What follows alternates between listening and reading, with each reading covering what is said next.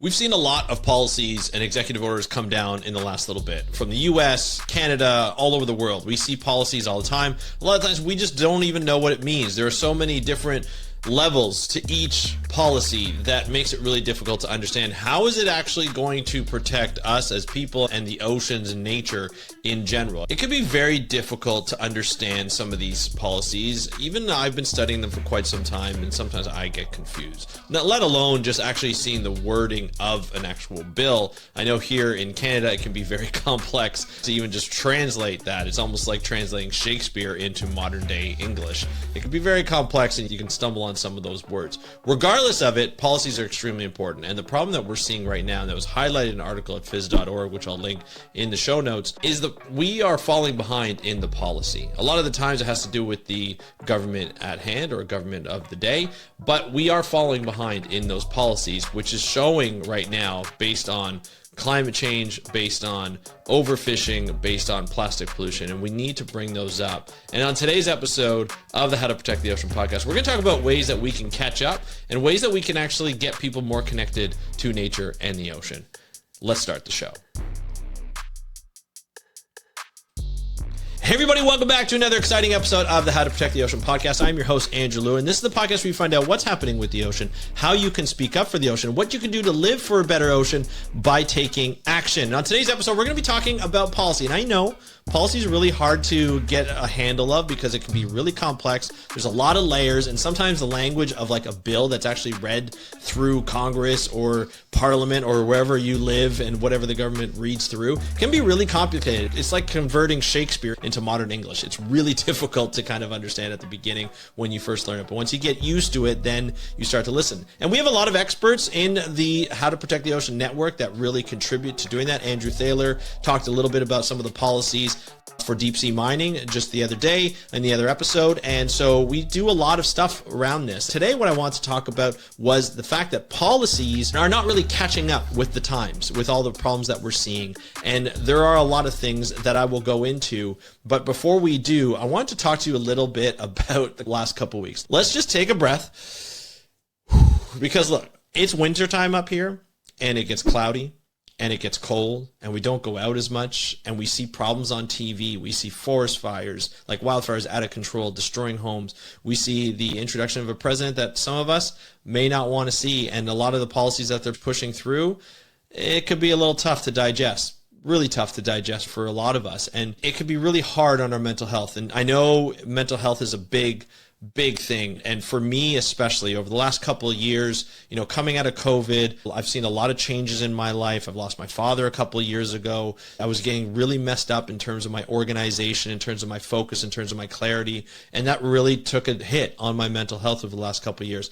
And I started to wonder, how do I change this? I saw the right people. I spoke to the right people, spoke to my family, and really started to gather what in my life was so messy that I could clean up and help me focus on specific ways. It ran for a lot of things that are personal that I won't go into, but a lot of us go through this stuff where we just don't really get it after a while, and we need that focus and clarity. Something that's really actually helped me is with Magic Mind. And Magic Mind is like a little concoction that I take. It's like a little elixir that I take every morning. And I just down it. It just keeps me focused. It keeps me clear. It allows me to get things done. Now, on top of that, I've done a lot of organizing of my life and making sure that I've gotten rid of some of the things that I don't need to take on and that clog up my life and clog up here in my mental health. But Magic Mind's really helped me to focus through the day, to get through the process and not lose focus, to get distracted by other things in my life and focus on the task at hand. Because I do have a lot of tasks with the podcast, my job, being a parent, all that kind of stuff. It's a lot.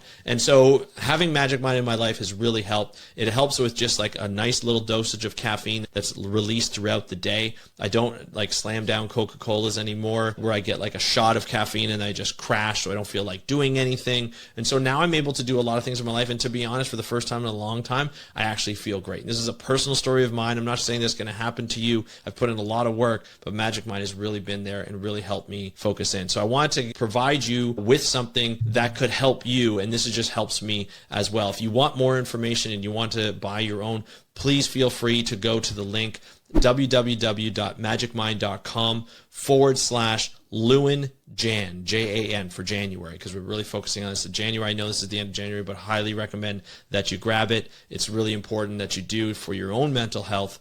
And I think it'll help you with just your overall performance in life and trying to do better for yourself, because it's done better for me. Put the link in the description below and you can click on that and hopefully it'll help you. I'd love to hear if it'll help you. All right, let's get started with the show. This is going to be a lot of fun in a way, because it's one of those things where when we talk about conservation, like I love talking about ocean animals and seeing new things that are happening, orcas hunting whale sharks, and being able to discuss that. But at some point we have to discuss conservation, how we get conservation done. It really starts with understanding the ocean, the science behind understanding how we can protect the ocean. What is going on in the ocean that we need to protect better than we were before? A lot of the times it has to do with human disturbances. We have fishing, we have pollution, we have development along the coastline, and then of course we have other indirect effects like climate change that we're contributing to and we need more understanding of. The science allows us to collect that information and then understand the information, and then nonprofit organizations and other groups and scientists will allow that information to be disseminated to the people who want to know. Like you want to know what's happening with the ocean, how we can better protect it by watching or listening to this podcast. I provide that information to you the best I can by looking up information and bringing it to you. I'm not collecting it raw data like a lot of the other scientists are, but I'm trying to tell you about what everybody's doing so we have a channel you can find out a lot of different things about. That's my goal, is to get it out. A lot of other organizations have their own constituents,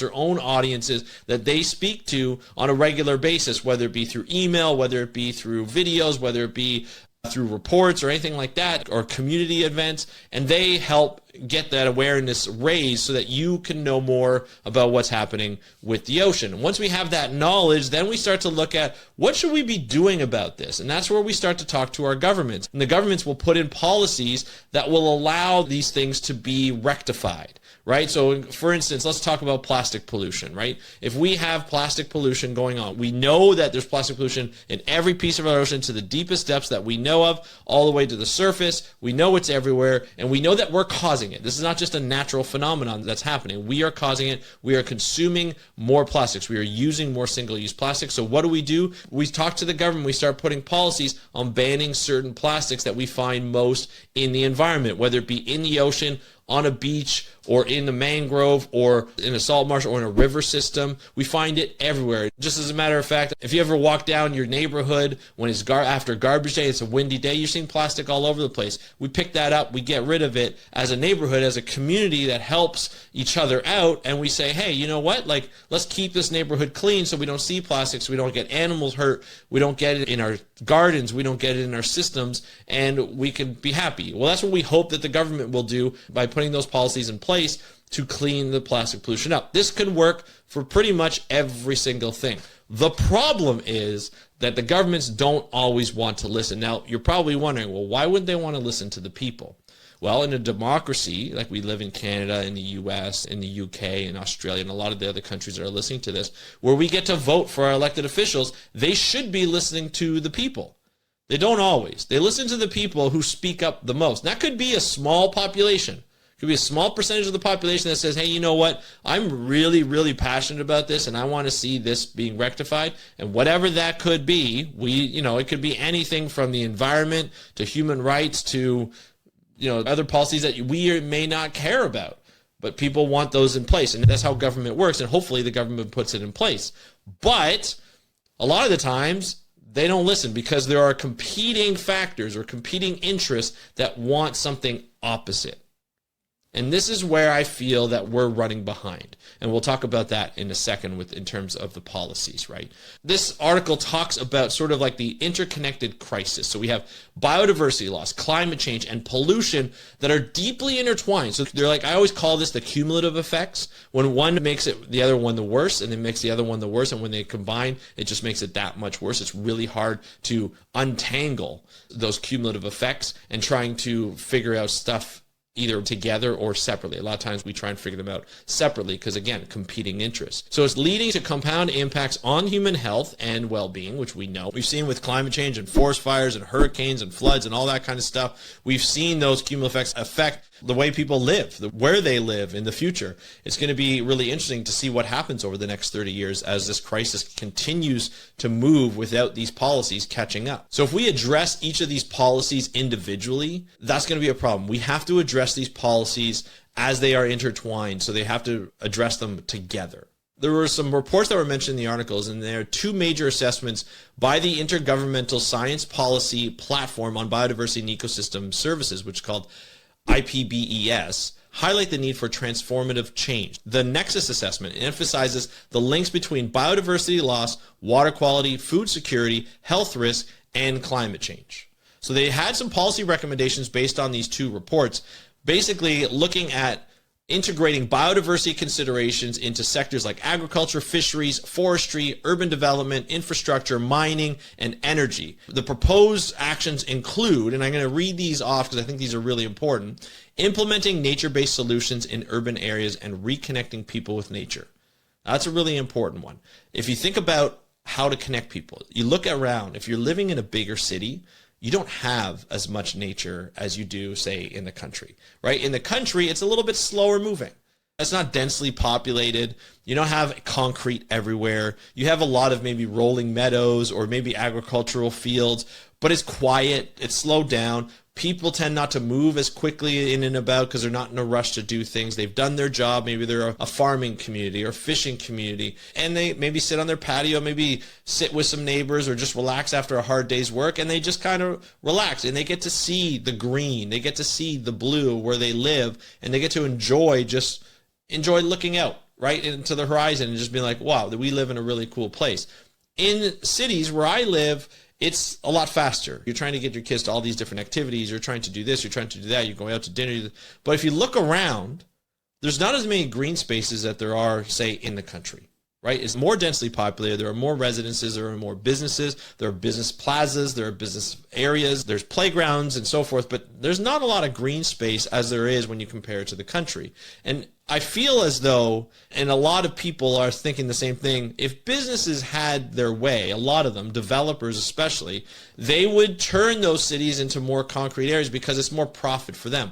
The more they can sell on land, the better it is. So case in point, in Ontario, they're going to go very local here. In Ontario, where near I live, they want to create a different highway.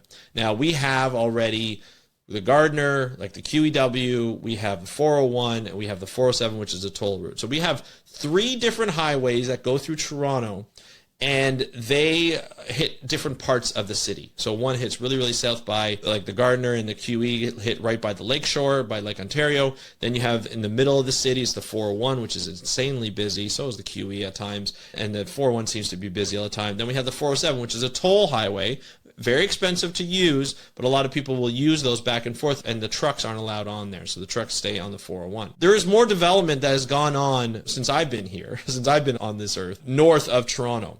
And it's just blooming neighborhoods. Like they're just neighborhoods with malls and car washes and restaurants and everything. They are like small cities in comparison to Toronto, but they are cities. And there's more concrete than there was when I was younger. I used to go up there and there used to be farm fields and things like that, very little homes. Now it's like a bustling area. But there are less green projects. And what the Ontario government's proposing is like, let's do a highway at the bottom of those cities, but at the top of Toronto, that's free to ride. It's Ontario owned, but it goes right through a green space, a number of green spaces. In one part, it goes through the green belt. Now, the green belt is a protected area. It is zoned off as a protected area to protect the rest of the watershed that goes down to Lake Ontario. We have been messing up, and I can't go into it now because we don't have the time. We have been messing up the Greater Toronto watersheds for a long time because of creating this city. We've buried a lot of our rivers as they get close to downtown so that they don't interrupt. We've lost a lot of our green spaces. They have become heavily polluted in certain areas. They're getting better, but still not the best. And sometimes there's nothing we can do about it, or there's not enough priority to do something about it. Now we're talking about putting a highway into a section of green space that is protected to make sure that we protect the rest of the integrity of the watershed. And why are they doing this? Because what's been uncovered in some scandals is that the Ontario Premier, Doug Ford, has his buddies who got the contracts to build on those areas that are going to make like billions of dollars just from the development of that area. There are other green spaces that are not used, that are not protected, that could be used for this highway, but they refuse to use that one because it's not land that will make these developers even more rich and more billions of dollars. So this is the problem when we're talking about implementing nature-based solutions in urban areas and reconnecting with nature. We keep taking away our green spaces. We keep taking away access to our blue spaces. In 20 years ago, as downtown Toronto was being built, and even here in Burlington where I am, another local example, and I'm sure this has happened in other cities, buildings were put up and they were sold with, hey, you have access to beautiful views of Lake Ontario, of whatever coastline you live off of. And then like 10 years later, another building gets built right in front of your view. So now you have a view of another building that has a view of the ocean or of the Lake Ontario, of a Great Lake or whatever that might be, whatever coastline you're on. This is the problem that we keep seeing, is that access to more money takes away all the stuff that we're doing to protect and putting in nature-based solutions. But making sure that having our politicians abide by the regular zoning and not changing it for greed is extremely important. They'll use other means to get by. They're really good at manipulating sort of the message to get it by. And we'll talk about that another time. I don't want to get depressed, but these are some of the policies that are going to be needed. Now, the other one, so that was implementing nature-based solutions in urban areas and reconnect with people with nature. So that's very important. Green spaces are important. Blue spaces are important. The other one, employing spatial planning to balance land and sea resource use. So this is a way of like, let's plan this stuff out like we normally do. Let's plan it out and let's just make sure this area will never get chosen to be developed on because it's a green space. It's very important to this area that we have green spaces. We need to continue to keep nature about us because that's what regulates our lives. We need to keep that intact. We need to recognize that the dollar value should not matter about these places. These places are forever protected. They should be forever protected, right? And that's really important. And the third one, measuring and reporting on natural assets to manage and enhance ecosystem services. So in other words, making sure that when you see these green spaces and blue spaces and the coastal spaces, right, making sure that we're monitoring them, we're saying, hey, are they healthy? Is this what we need? Is this what we need to keep around? Can we keep around more? Do we need to restore more? How are they keeping those services that they provide intact? And if that's changing, what can we do to bring them back or enhance those areas? That's extremely important. Restoring carbon-rich ecosystems such as forests, soils, and mangroves. Now, we're talking a little bit of land and sea here because it really matters when we talk about pollutants, because pollutants usually come from the land and they end up into the sea. Talk about plastic pollution, bad water quality with chemicals and nutrients and so forth. We need to make sure that land is available.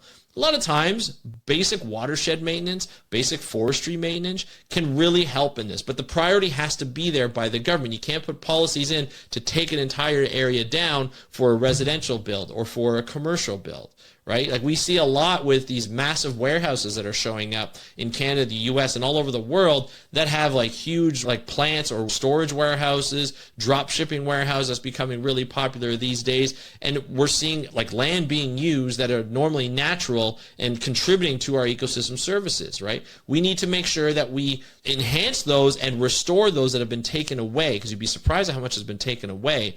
Seeing a salt marsh or a mud flat may not look appealing to many people, but it's extremely important to coastlines and making sure that we're maintaining the intactness, the importance of those coastlines and the protection, not only to our coastline, but also for the animals that run those ecosystems that provide us with those services. Nice views, but also just regular ecosystem services that provide protection, biodiversity, stability, and so forth. And I think it's really important. Also, carbon-rich ecosystems, mangroves, seagrasses, right? Those as soils, forests, those are really important. Like they're so important now more than ever because of the amount of pollution that we're putting into the air and the amount of greenhouse gases that we're putting in. We need more absorption. We need more tools to absorb. If we don't put those in, we can't put those in, especially when we're talking about marine-based or aquatic-based.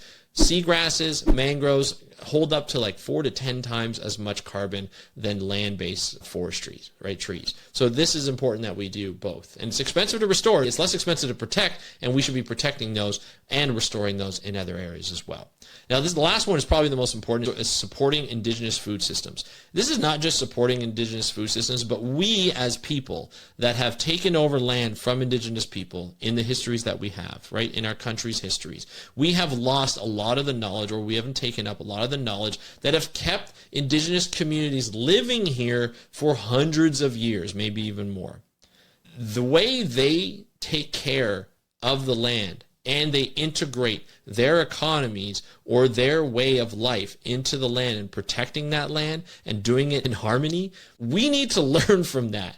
Like, I can't even tell you how important it is that we need to learn from those systems, right? We need to have workshops. We need to incorporate more Indigenous communities into putting these policies together so that we can really understand what is a true caretaker of this, like for me in North America, what Indigenous people call Turtle Island. It's an important aspect. It's an important way to put this together. Economy and environment. So how do we live off the land where we can be prosperous, but also how do we maintain the land so we can continue to be prosperous? At this point right now, we're just destroying the land and we don't care about the harmony. We don't care about the environment. That's how many of our companies are working, and we need to incorporate more of that Indigenous culture into our practices so that we can actually take care of the land and have a good economy. It doesn't necessarily mean that our economy has to grow all the time, but it's really important that we do this kind of stuff. That's sort of my opinion on it all and what this article discusses. It's an extremely important thing to do when we look at policies, but we really need to catch up, and we need to catch up quickly. And our politicians have to be smart. They have to listen to the experts, right? And us as citizens, we have to pressure the government to listen to the experts. We have to say, look, we may not understand all the science and everything that goes on in the environment or everything that goes on in economies and politics and everything like that, but there are people who do. Listen to those people and let that drive our policy, not just the opinions of politicians based on not listening to people and just forming their own opinion.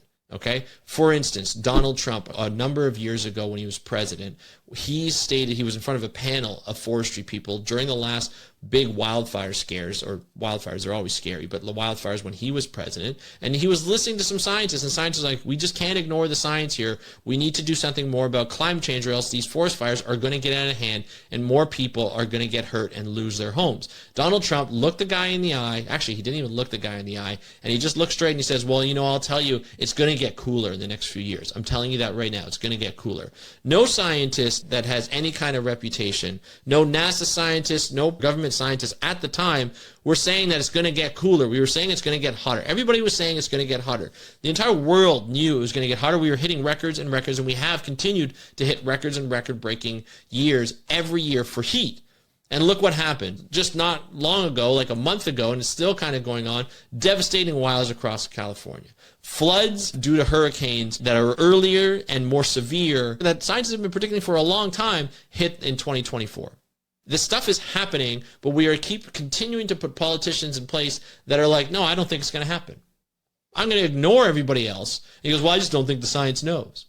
It doesn't make sense. It just doesn't make sense from a prosperous life, like in the future perspective, right? And even now, it does not make sense. We need to put politicians in power where they listen to experts. That's all. That's really what it comes down to. It doesn't matter what party they're from. Every party, the leader should know we're going to listen to the experts and make a decision based on what the experts say. That's really what it goes, and what the people feel. And that's really what it comes down to. And policies need to catch up according to this article. And I agree with it, and I want to share that with you. If you have any questions or comments, please let me know. You can DM me on Instagram at How to Protect the Ocean. That's at How to Protect the Ocean. And don't forget to subscribe and hit that notification bell on YouTube. You can also leave a comment in this video below. And of course, you can leave a comment on our Spotify. We have video and audio available. And of course, you can subscribe and follow on any of your favorite podcast apps. Thank you so much for listening to this episode of the How to Protect the Ocean podcast. I'm your host, Andrew Lewin. Have a great day. We'll talk to you next time, and happy conservation.